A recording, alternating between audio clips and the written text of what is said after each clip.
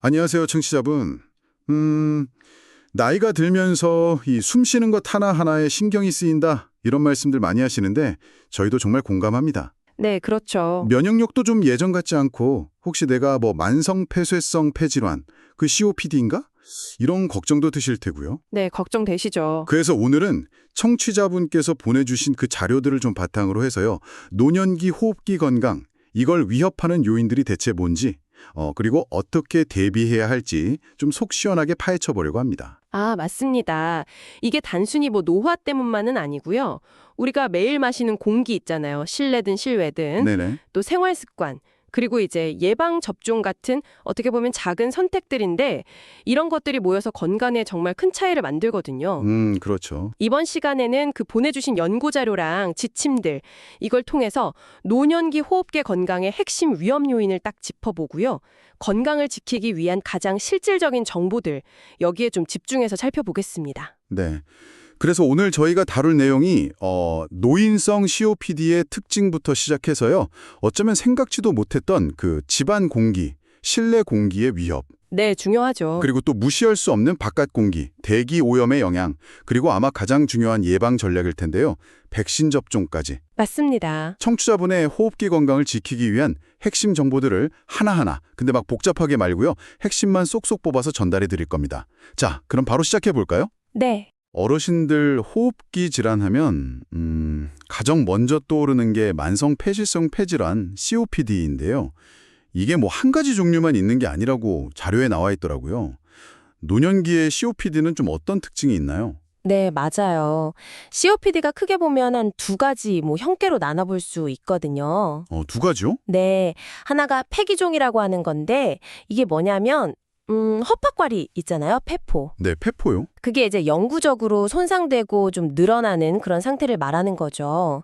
주로 흡연하고 관련이 깊고 폐 위쪽에 생기는 소엽중심성 폐기종이라는 게 있고 또 드물긴 한데 유전적인 요인이랑 관련돼서 폐 아래쪽에 생기는 범쇄엽성 폐기종이라는 것도 있습니다. 이런 폐기종은 그 폐포 벽 자체가 망가지면서 폐 기능이 떨어지는 거예요. 아, 특히 이제 어르신들은 이미 폐 기능이 좀 감소한 상태시니까 그 영향이 더 클 수 있죠. 그렇겠네요. 다른 하나는 뭔가요? 다른 하나는 만성 기관지염인데요. 이건 이제 임상적으로 진단하는 건데 2년 연속으로 매년 한 3개월 이상 계속 기침하고 가래가 나온다. 이럴 때 진단합니다. 기침가래요. 네, 그냥 기침 가래만 있는 경우도 있고 아니면 기도가 좀 좁아져서 숨쉬기 힘들어지는 폐쇄성, 또 색색거리는 소리가 나는 천식성 기관지염 이렇게 좀 다양하게 나타날 수 있어요. 그렇군요. 근데 중요한 건요. 이 두 가지 모두 폐 기능을 점점 나쁘게 만들어서 숨쉬기를 힘들게 하고요. 감염에 굉장히 취약하게 만든다는 점입니다. 특히 어르신들한테는 감염 위험이 훨씬 커지는 거죠. 아, 질환 자체도 문제지만 유독 어르신들이 이런 호흡기 감염에 더 쉽게 걸리고 또 심하게 앓으시는 이유, 그게 뭘까요? 그냥 기력이 약해져서 그런 걸까요? 물론 기력 저하도 영향이 있겠지만요. 더 근본적인 원인은 면역 노화라는 거에 있습니다. 영어로는 이뮤노세네선스라고 하는데요. 면역 노화요? 네. 나이가 들면서 면역 체계 기능이 전체적으로 좀 떨어지는 현상이에요. 보내주신 자료 보니까 특히 새로운 종류의 병원균 있잖아요. 그걸 딱 인식하고 공격하는 T세포 기능이 많이 떨어진다고 하더라고요. 아, T세포요? 네. 쉽게 말하면 처음 만나는 적군, 그러니까 새로운 병원균에 대한 방어 능력이 확 약해지는 거죠. 아, 그래서 처음 겪는 감염병에 더 취약해지시는군요. 뭔가 새로운 바이러스가 돌거나 하면. 네, 바로 그겁니다. 그리고 그 T세포 기능 저하는요, 백신을 맞아도 젊은 사람들처럼 항체가 잘 안 만들어지거나 만들어져도 금방 사라지게 하는 원인이 되기도 해요. 아, 백신 효과에도 영향을 주는군요. 그렇죠. 결국에는 감염에 걸리기는 쉽고 일단 걸렸다 하면 폐렴처럼 막 심각한 상태로 진행될 위험이 높아지는 그런 악순환이 생길 수 있는 거죠. 어떤 자료에서는 노화 때문에 그 기관지 점막의 방어력이나 이물질 제거 능력 자체가 떨어진다고도 하고요. 와, 면역 체계의 노화라는 게 생각보다 정말 큰 영향을 미치네요. 네, 그렇습니다. 그럼 우리가 매일 생활하는 환경, 이건 어떨까요? 어르신들은 아무래도 실내에 계신 시간이 많으실 텐데 이 집안 공기에도 위험이 숨어 있다고요? 네, 맞아요. 흔히들 바깥 미세먼지만 걱정하시는데 사실 실내 공기질도 굉장히 중요합니다. 그렇죠. 그 노인 요양시설 실내 공기질 관리 행동 지침 자료를 보니까 다양한 오염원을 지적하고 있더라고요. 예를 들면 새 가구나 벽지, 바닥재 이런 데서 나오는 휘발성 유기화합물 VOCs라고 하죠. 네, VOCs. 네. 또 포말데하이드 같은 화학물질들 이런 게 두통이나 눈 따가움, 기침 같은 걸 유발할 수 있고요. 그리고 눈에는 잘 안 보이지만 그 생물학적 오염물질도 문제예요. 사람 피부 각질 먹고 사는 진먼지 진드기 있잖아요. 아, 진드기. 네, 그 배설물이 알레르기나 천식 원인이 되고 또 욕실이나 주방처럼 습한 곳에 곰팡이 잘 슬잖아요. 네, 맞아요. 이 곰팡이가 면역력 약한 분들한테는 폐감염까지 일으킬 수 있습니다. 그리고 정말 많은 분들이 좀 간과하시는 게 바로 요리할 때, 요리요? 네, 요리할 때 나오는 오염물질입니다. 가스레인지 쓰면 불완전 연소 때문에 일산화탄소 CO가 나올 수 있고요. 음식을 굽거나 튀길 때 그때 정말 엄청난 양의 미세먼지 PM2.5랑 이산화질소 NO2가 발생해요. 아니, 저도 그 자료 보고 진짜 깜짝 놀랐어요. 생선 한 번 구웠을 뿐인데 미세먼지 수치가 그렇게 네, 맞아요. 그 수치가 정말 치솟을 줄은 몰랐거든요. 네, 상상 이상이죠. 구체적인 수치를 좀 보면요. 정말 충격적인데 예를 들어서 그 총 휘발성 유기 화학물 TVOC라고 하는 거요. 네. 이게 삶을 때는 한 456 마이크로그램 정도 나오는데 튀길 때는 1464, 거의 3배 이상 높게 나왔고요. 헉, 3대요? 네. 그리고 미세먼지 PM2.5는 고기 구울 때는 한 878 정도인데 생선 구울 때는 무려 3480까지 올라갔어요. 3480이요? 네, 거의 4배 가까이 됐죠. 이게 실외 미세먼지 매우 나쁜 기준보다도 훨씬 높은 수치거든요. 그럼 이거 요리할 때마다 거의 재난 수준의 공기를 마시는 셈이네요. 매일 반복된다고 생각하면 어우, 네, 그렇죠. 그래서 여기서 정말 중요한 핵심, 이걸 꼭 기억하셔야 하는데요. 주방에서의 우리가 그냥 평범하게 하는 요리 활동이 실내 공기질을 심각하게 오염시킬 수 있다. 하지만 아주 간단한 환기만으로도 그 위험을 크게 줄일 수 있다는 점입니다. 아, 환기만 잘해도요? 네. 자료에 따르면요. 조리할 때 주방 후드 켜는 것만으로도 일산화탄소 농도가 11.3ppm에서 2.7ppm으로 확 줄었고요.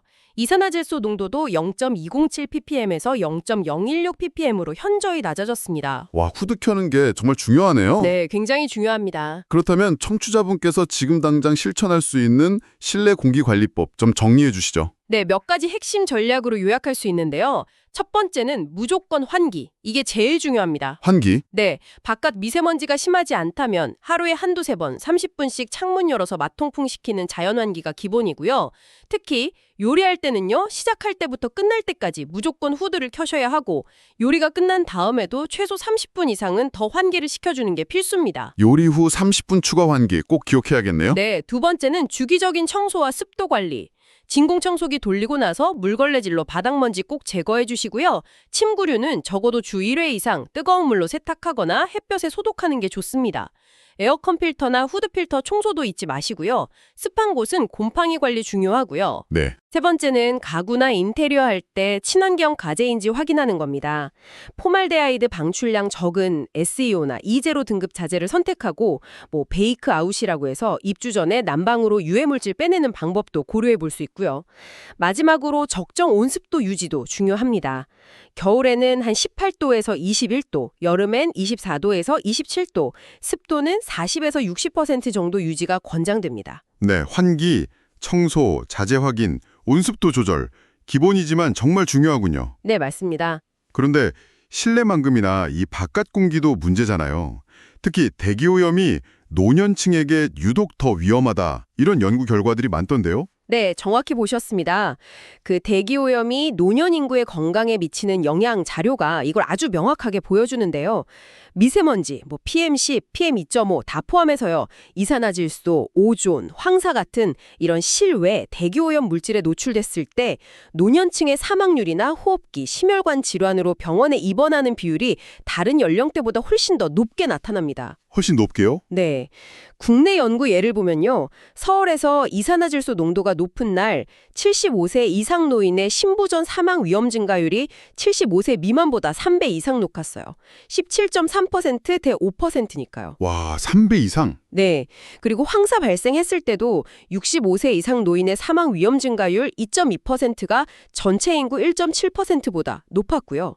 유럽의 대규모 연구 APHEA라고 있는데요. 여기서도 미세먼지 농도 증가에 따른 사망 위험 증가폭이 65세 이상 노인 그룹에서 10에서 20%나 더 컸습니다.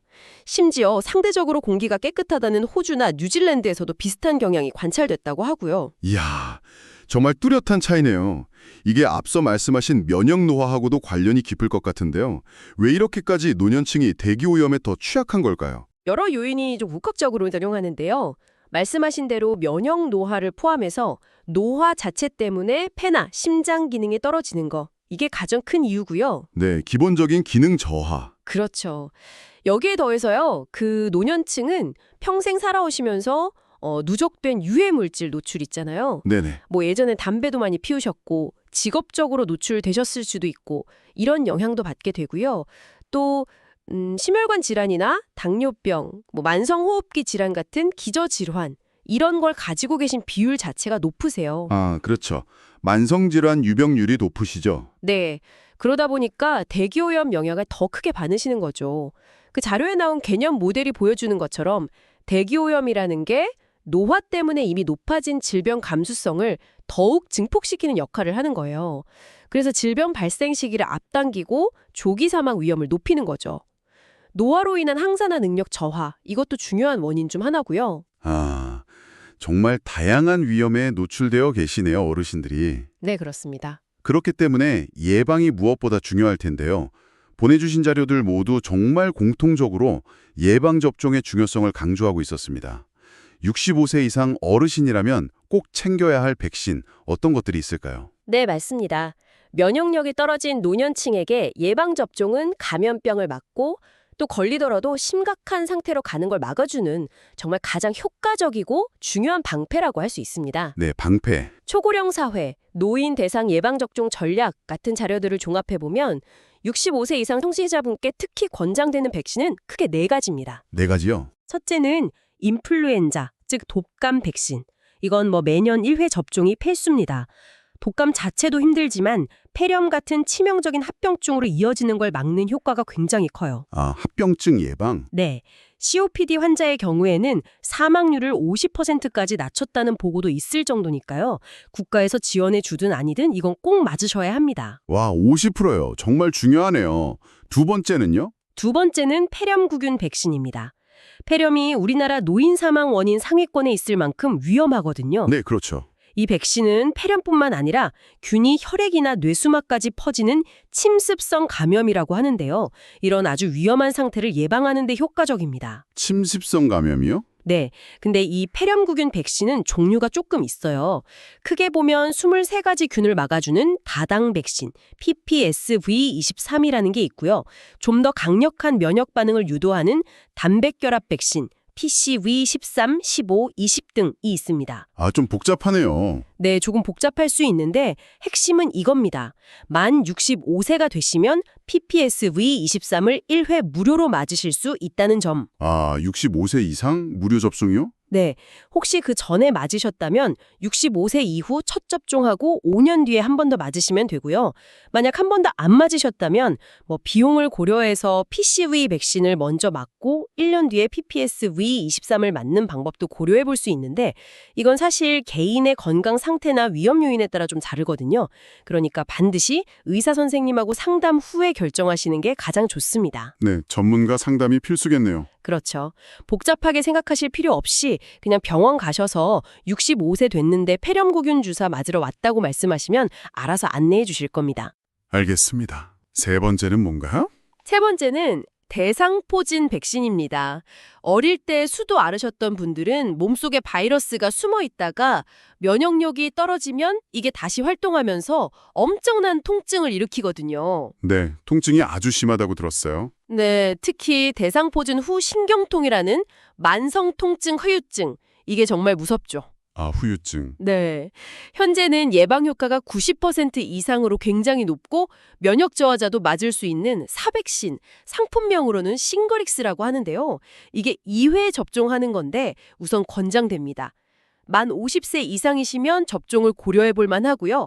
과거에 다른 종류의 대상포진 백신을 맞았거나 대상포진을 알았더라도 싱그릭스 접종이 가능하니까 의사와 상의해 보시면 좋습니다. 네, 싱그릭스 기억해두겠습니다. 마지막 네 번째는요? 마지막은 파상풍 디프테리아 백신, TD 또는 Tdep 백신입니다. 파상풍균은 흙이나 녹슨 못 같은 데 있잖아요. 네, 작은 상처로도 감염될 수 있고 심하면 근육 마비를 일으킬 수 있어서 위험합니다. 성인은 10년마다 추가 접종, TD가 필요해요. 특히 손주를 돌보시는 조부모님이시라면 아기에게 치명적일 수 있는 100일의 예방 성분이 포함된 Tdep 백신을 최소 한 번은 맞는 것이 좋습니다. 아, 손주 보시는 분들은 T답이요. 네, Tdep입니다. 그런데 아까 그 면역 노화 때문에 어르신들은 백신 효과가 좀 떨어질 수 있다고 하셨잖아요. 네, 그렇죠. 그런데도 이렇게 여러 백신을 꼭 맞아야 하는 이유가 뭔가요? 혹시 맞아도 소용없는 거 아닐까 이렇게 걱정하시는 분도 계실 것 같아요. 아, 그거 정말 중요한 질문입니다. 그 점 때문에 망설이실 수 있죠? 네, 맞아요. 면역 노화 때문에 백신을 맞아도 감염 자체를 100% 막지 못할 수도 있습니다. 젊은 사람처럼 항체가 많이 안 생기거나 생겨도 금방 떨어질 수도 있고요. 네, 하지만 여기서 정말 핵심적인 사실은요. 설령 감염이 되더라도 백신을 맞으면 중증 질환으로 진행되거나 입원, 심하면 사망에 이르는 이런 심각한 합병증을 막아주는 효과는 여전히 매우 크다는 겁니다. 아, 중증으로 가는 걸 막아주는 효과는 크다. 네, 바로 그겁니다. 그러니까 노년기 예방접종의 가장 중요한 목표는 감염을 완벽하게 차단한다기보다는 중증화 방지, 그리고 생존율 향상에 있다고 봐야 해요. 이것만으로도 접종의 가치는 정말 충분합니다. 그렇군요. 물론 접종 전후 주의사항은 잘 지키셔야 하고요. 그 예방접종 도움이라는 사이트가 있어요. 거기서 접종 내역 확인이나 예진표 미리 작성하는 것도 가능하니까 활용해 보시면 좋겠습니다. 네, 백신의 목표가 중증화 방지라는 점 꼭 기억해야겠네요. 그것만으로도 정말 큰 의미가 있으니까요. 네, 맞습니다. 자, 그럼 백신 외에 COPD를 이미 앓고 계신 청취자분을 위한 관리 팁, 이것도 자료에 있었죠. 네, COPD 환자의 경우에는 상태가 더 나빠지지 않도록 관리하는 게 중요합니다. 몇 가지 관리법을 좀 요약하면요. 첫째는 호흡 재활. 호흡 재활이요? 네, 입술 오므리고 숨쉬기, 복식호흡 같은 호흡 훈련하고 꾸준히 걷기 운동 같은 거 하시면 숨쉬기 힘든 증상을 좀 완화하고 근력 약해지는 걸 막는 데 도움이 됩니다. 둘째는 필요하다면 산소치료. 저산소증이 좀 심한 경우에는 의사 처방에 따라서 집에서 산소치료를 받으면 운동 능력이나 심장 기능 개선에 도움이 될 수 있고요. 셋째는 약물치료. 뒤관지 확장제 흡입하는 게 기본이고 필요하면 흡입 스테로이드나 항생제를 쓰기도 합니다. 다만 어르신들은 흡입기 사용이 좀 서툴 수 있거든요. 아, 네. 어려워하시죠. 네, 그래서 스페이서 같은 보조기구를 사용하는 게 권장되고요. 또 여러 약을 드시는 경우가 많으니까 약물 상호작용이나 부작용 위험이 좀 높아요. 그래서 의사 선생님과 긴밀하게 소통하는 게 아주 중요합니다. 마지막으로 식이요법 같은 경우는 항산화 성분이 많은 과일이나 채소 섭취가 도움이 될 수 있다. 이런 가능성이 제기되긴 하는데 아직 명확한 근거는 조금 부족한 상태입니다. 네, COPD 관리 역시 꾸준한 노력이 필요하군요. 자, 오늘 노년기 호흡기 건강에 대해서 정말 많은 이야기를 나눴습니다. 이 모든 내용을 한 문장으로 딱 요약한다면 어떻게 정리할 수 있을까요? 이렇게 정리할 수 있겠네요. 노년기 호흡기 건강은 그냥 타고나는 게 아니라 적극적인 관리와 예방으로 우리가 지켜나가는 것이다. 아, 관리와 예방으로 지켜나가는 것. 네, 즉 COPD 같은 기존 질환이 있다면 잘 관리하고 눈에 보이는 미세먼지뿐 아니라 집안의 그 요리 연기 같은 숨어있는 위험까지도 잘 인지하고 개선하고요. 마지막으로 독감, 폐렴구균, 대상포진, 파상풍 백신 접종이라는 든든한 방패를 갖추는 것. 이 세 가지 노력이 함께 가야 합니다. 맞습니다. 노화로 인한 신체 변화는 우리가 받아들여야 하지만 환경관리라든지 예방접종처럼 우리가 통제할 수 있는 부분을 잘 챙기는 것만으로도 건강한 노년을 보낼 가능성을 훨씬 높일 수 있다. 이런 희망을 오늘 본 것 같습니다. 정확합니다. 특히 그 실내 공기질의 중요성하고 백신 접종의 중증화 예방 효과, 이 두 가지는 정말 아무리 강조해도 지나치지 않습니다. 네. 오늘 이렇게 청취자분께서 보내주신 귀한 자료들을 가지고 깊이 있게 분석해 주시고 또 핵심 정보를 명료하게 짚어주셔서 정말 감사합니다.